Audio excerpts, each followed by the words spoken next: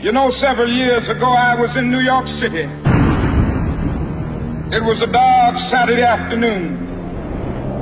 The minute black woman came up, the only question I heard from her was, "You Martin Luther King?" And I said, "Yes." The next minute, I felt something beating on my chest. Before I knew it, I had been stabbed by this demented woman. That blade had gone through and the x-rays revealed the tip of the blade was on the edge of my aorta, the main artery. And once that's punctured, you're drowned in your own blood. That's the end of it. It came out in the New York Times the next morning that if I had merely sneezed, I would have died. After my chest had been opened and the blade had been taken out, from all over the states and the world, kind letters came in. One of them I will never forget.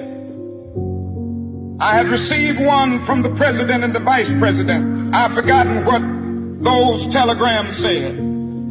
I received a visit and a letter from the governor of New York, but I've forgotten what that letter said. But there was another letter that came from a little girl. Said simply, "Dear Dr. King, while it should not matter, I would like to mention that I'm a white girl. I'm simply writing you to say that I'm so happy that you didn't sneeze." And I want to say tonight that I too am happy that I didn't sneeze, because if I had sneezed, I wouldn't have been around here in 1960 when students all over the South started sitting in at lunch counters. And I knew that as they were sitting in, they were really standing up for the best in the American dream, and taking the whole nation back to those great wells of democracy which were dug deep by the founding fathers in the Declaration of Independence and the Constitution. If I had sneezed, I wouldn't have been around here in 1961 when we decided to take a ride for freedom and ended segregation in interstate travel. If I had sneezed, I wouldn't have been around here in 1962 when Negroes in Albany, Georgia decided to straighten their backs up. And whenever men and women straighten their backs up, they are going somewhere, because a man can't ride your back unless it is bent. If I had sneezed, I wouldn't have been here in 1963.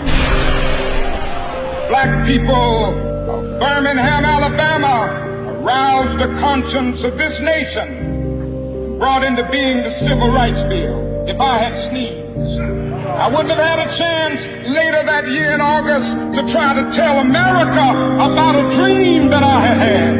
If I had sneezed, I wouldn't have been down in Selma, Alabama to see the great movement there. If I had sneezed, I wouldn't have been in Memphis to see a community rally around those brothers and sisters who are suffering. I'm so happy that I didn't sneeze. Like anybody, I would like to live, but I'm not concerned about that now. I just want to do God's will. So I'm happy tonight. I'm not worried about anything. I'm not fearing any man. Mine eyes have seen the glory of the coming of the Lord.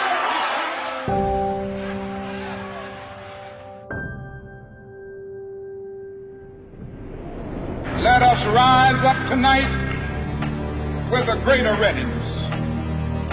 Let us stand with a greater determination in these powerful days, these days of challenge, to make America what it ought to be.